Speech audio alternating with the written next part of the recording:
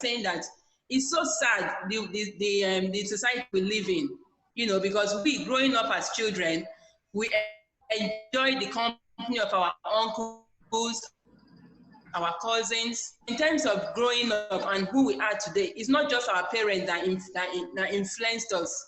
We were influenced greatly by our uncles, our aunties who we lived with, our cousins, members of our family that we lived with in some years of our life. And it went a long way in bringing us up and making us who we are today. So it's so sad that children of nowadays have to miss out on things like that. Because for you to take your children to their cousin's place just for a one night lie-in or for some months during the holiday, you have to think twice because of the things that are happening, because you can't trust anyone now. It's so sad that it's happening because we had wonderful memories growing up as children with our uncle and our cousins and everyone. So I finished with that, and I now went on to say about training up a child, like what the Bible says, that to train up a child in the way he should go, and he will not depart from it. That we as mothers, no matter what the men are doing, we have to hit it hard on the boy child especially, because sometimes even when we are preaching or we are teaching our children the ways of God, we seem to even leave the boy out. We don't really dwell on the boy children as if they have some kind of rights, So we need to also train the children, the boy child, about God and tell them how important it is for them to value other people, value their sisters, treat people with respect. I now brought up an issue of even the house chores. The house chores should not be left for only the girls alone, in terms of it's a girl that is going to take care of the husband and be the one in the kitchen. The boys should also be made to have a share of the house chores, because it starts from there. When boys think that they are superior, it now begins to trigger down to even the sexual part, that a girl should be able to easily open up. I'm the man, I'm the boss. I've been taught to be the head. So the boy child should be made to also share some part of the chores in the house, and be made to know how you need to do it. Because there's nothing special about you being a boy. So those are the things that we as mothers. And I talked about the story of St. Augustine. He was the Bishop of Hippo. St. Augustine did not start to be a saint. He was a very wayward child, as we hear. A very wayward child. But he took the praying mother. The mother was always praying for him, and that brought him back. So, but we can catch them young, and make them know about God and how important it is for them to value God and value people around them, and not see women as sex idols, but as people to be respected and valued. And then I think that was the main thing I said before you came back in. Thank you so much. Thanks for that.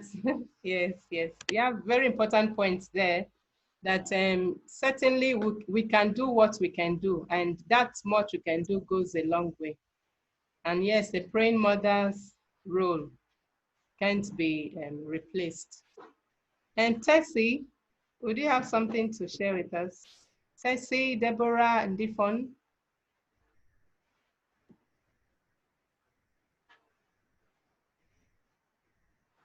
Yes, Tessie. Please go ahead, Tessie. Hello. Yes, hi. Can you hear me? Very well. Okay. Good. Okay. Yeah. All right. Good evening, everyone. Good evening, Tessie. Yes. Thank you for inviting me, and I'm really glad that I was able to make it. And joining. This is the first the Living Woman session I have joined virtually. And I'm glad that I'm coming to meet an interesting topic. Like every other person has said, this is really a sensitive one, a sensitive topic for us. And really, for me, I think it's something that we need to keep talking about, because just one is not enough. by just listening to this, and I've reminded myself as a parent what I'm even supposed to go back again to do, with my son. And we need this kind of reminders for us to, keep reinforcing the message and keeping the topic alive, because these things happen on daily basis. The last 3 weeks or so, we've only just had so much attention to read because of the case in Benin, the other one in Ibadan, and then there's this other one in Calabar, and maybe several others. But there are so many of these cases that go unreported, so many happening every single day, and they are not reported. So we don't even know that they are going on, that they are happening. But if, it's something that we keep talking about, so whether this happens or not, he's even talking about it more, that is going to encourage more reporting. And we've seen that in the last couple of weeks too. There have been a lot of people who have been coming up and speaking up about past, cases where they've been victims or where they've been survivors of rape. So it's good for us to keep this up and to keep it alive. And just to show a little bit of how sensitive this has made me be, yesterday I went somewhere and I noticed a girl of about, probably she should be 10 or 11. The mother had a kiosk where they were selling food, and I think the mother wasn't even around, so she was the only one who was just playing within that kiosk. And then there were some other present, there were some people sitting within the kiosk, maybe possibly customers, but I don't think there was this particular guy who kept playing, with this girl. Like I said, the girl she should be nothing more than 12. So the guy kept playing, and the girl was even enjoying the play. He kept pursuing the girl, up and down. They were kind of playing around with water. He was trying to tickle the girl with laughter by playfully pouring water at her, and then she was giggling, and and I sat where I sat just observing, and in my mind I was like, this girl is really too free with this guy, and this is where it usually starts from. This is where it begins, because the girl gets very comfortable with this guy until the day when this guy decides to pounce on her. She will be taken by surprise, because she's already trusted this person to be just somebody who plays with her. But then it was just thoughts that was just running through my mind, because I really couldn't do anything the girl and begin to talk to her to be careful, because I don't know where they're coming from. They don't know me, and I might be seen as, not minding my business. So, but it does something to do with how sensitive, kind of sensitivity, even with our children, actually, because sometimes there are people like that around us. So relatives, friends. We're not saying no, there shouldn't be play, but like you earlier noted, let's not get carried away. Let's always check. So always double check, always check again to be sure that nothing, unsafe is happening. Just to be sure, because we never can, can tell. I like what you shared about the SRR option or something. And for me, I find that interesting. So shout, run, and report. It's quite simple and catchy, and it can be used to also, educate them. The key for me is basically about, growing confident kids. By the time we grow confident kids, where you encourage an open and free environment where the child grows confidently, the child is open to speak out, you encourage the child to tell you anything at all, then I think we might be able to catch on this early enough before the child even becomes abused. So growing, building that confidence in our children is really, really key. It's very important. But at the same time, one thing that also worries me is that while some of us who may be sensitive and aware of the happenings might be taking the necessary precaution, there are also this segment of people who really, for them, it's really not a priority for them, because they are thinking about their daily bread first. Some parents are thinking about their daily bread. Where do they have the time to sit a child down and begin to talk to them about your body, not allowing anybody to touch you, and that kind of thing? Where is the time and where is the consciousness? Some of them don't even bloody care, because for them it's all about survival. The areas you go to and you see very little children of maybe 3 years, 4 years, running across the road. When you know that in your own house where you have children who are close to 10 years, you don't even let them out of your compound. You don't even let them out. You are seeing 3-year-old, 4-year-old children run across the road. A major road, I'm telling you. Yeah. A major road, and the child is just running off you, and then you are beginning to somewhere trying to make daily caring, So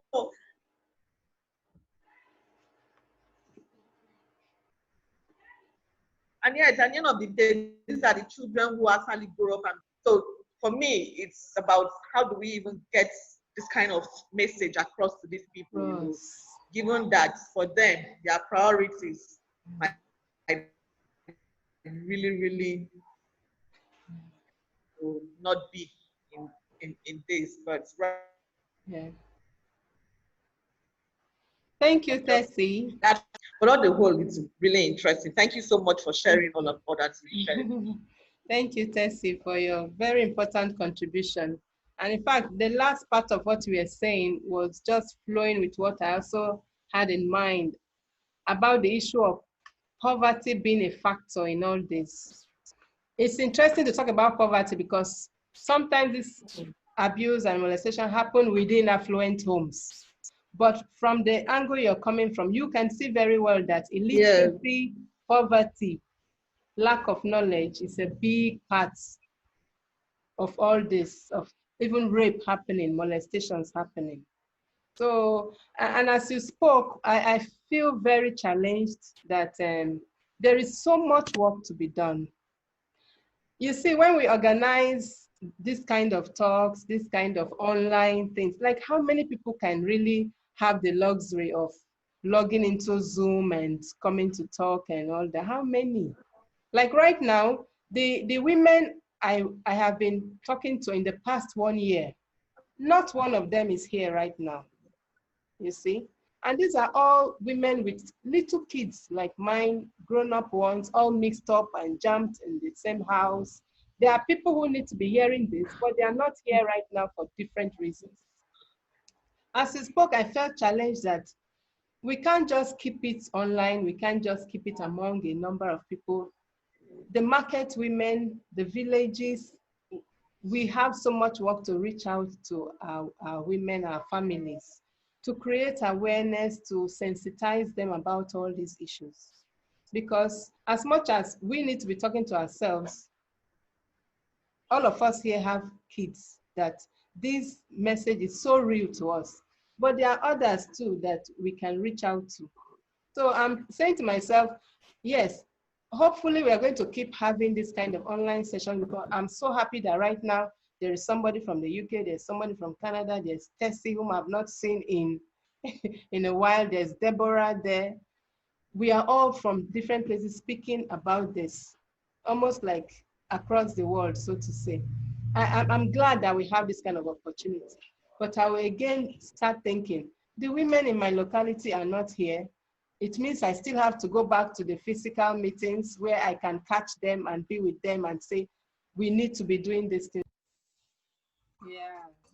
And of course, the internet issues, it takes off on and off. I think you guys have very stable internet. I should relocate to where you are.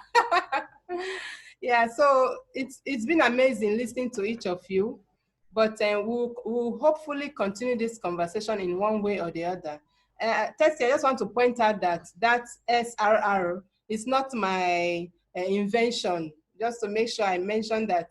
Like I said in the beginning, some of the materials I've shared here were all from anonymously written material on child molestation, which I found so good, and I thought I should grab it and use it here. So I don't know who came up with that SRR, but already I've taught my kids and I thought I should share. You might even still come across that material, and I hope if you get the writer of that, that would be nice to mention the name of the person, but it was not named that. Okay. Yeah, so thank you for your time. I don't know if anybody has anything more to say, but what I'm going to do is do a full recording of this. But the only disadvantage with that is that it will miss out on your inputs. But I'll try to get your inputs in. If this recording is fine, we'll also share it. So thank you so much for creating time to be with us. We will keep doing our best to share what we need to share and to make our families, our marriages, and our homes better and better every day. I think there's still one person whom we've not heard from, Deborah Ndifon. Deborah, are you there? Deborah Ndifon? Yes. Yay! I'm here. Good evening. Good evening. So sorry I joined rather too late and I chose to hide myself. You're welcome. I am sorry, but I would have loved adding something. I don't know if I'll be replicating or saying what some other person must have said. Please go ahead. But I think the boy child, okay. Most times we tend to concentrate more on the girl child, and it seems like, okay, it's the girl child that only suffers, but the boy child is likely to rape the girl child, is likely not to understand what emotions are all about if we as parents do not, teach them that, okay, this is empathy. This is what a woman is. At the end of the day, they grow to become brutal. They grow to feel like, okay, I am the man, anything goes. At the end of the day, they come to realize that, okay, I am not belittle myself before mommy or before daddy to tell them that, okay, auntie has done so thing to me. I've been opportune to meet a couple of people, like a few men who shared with me that they were molested by their aunts, by their house helps. They were made to, suck them down there. And they could not come to tell their parents. Their father was not always there, to listen. And their mother was not as close to them as she was to their siblings, their female, siblings. So they could not open up. And in one way or the other, I got to realize that act, what they went through, the abuse, affected them in their marriage, the sexual relations with their partner. They chose older people, and they preferred people who kind of intimidate them, because that was what they started with. That was how they grew. So I have realized that in Nigeria, or should I say the world in general, kind of believes that the male child is stronger, he has a bigger frame, and should not be, concentrated upon issues that affect the girl child matter most. We have more movements that affect the girl child, the woman. What about the boy child? So I think if that will be emphasized upon, I have girl children. All my children are girls, but I tend to believe that are not well brought up. They are not made or formed to understand the emotions of the girl child. These children will tend to suffer even worse things than we, their parents, have suffered. I don't know if I actually made sense, but thank you so much. I'm just reeling it out how I'm feeling it right now. You did make a lot of sense. I'm happy to meet all of you. Thank you so much, Deborah Ndifon. Yeah, I agree with you that there are so many. I'm actually Deborah Ohamara. I'm Deborah Ohamara, not in the phone anymore. I see. Okay, Deborah Ohamara. Yes. Great. Okay. Yes, please. All right. Yes, please. Thanks. Thank you very much. Yes, yeah, I agree with you that there are a lot of groups that pay attention to women, to the girl child. In fact, there are so many. But really, for us as the Living Woman, our concern is the family, the marriage, the home, and everyone in it. As much as we are ministering to the woman, we help her understand that she's so pivotal to what happens in that family, to whatever is happening. Her positive influence touches on every person in that family. So usually when I get to meet the women, I say, at the Living Woman, we don't point fingers and say, the man is like that, like he's like this, is like that. No. We look at ourselves. We work on ourselves. And based on personal experience, you work on yourself, you start changing the people around you just by changing yourself. There was a lady I met recently and I told her, if you want to fit into the Living Woman group, you have to make sure that you're not a tiny devil in your house, a small devil, because that's what some of us wives and mothers are, small devils in our homes. We can drive that big car and look so good, but back in the house, nobody can sit comfortably when we are around. So I say, we work on ourselves. And when we start changing, I have gotten testimonies from women who have associated with us, have come for our sessions. One, within within the first few months of the establishment of the Living Woman, the husband called me. That all he hears about in his home now is Linda Ella, the Living Woman, Linda Ella, the Living Woman, the Living Woman. And he said he's so happy about what is happening in his home, that the wife is changing. But for me, that call was a testimony that something is happening to him too, without any aggression, without any force, without quarrels. Just the woman focusing on her personal growth and changing was already affecting and changing the man. And so we might minister to the woman, but our approach and style of reaching to the woman is meant to reach out to the men, to the boy in that house, to the man in that house.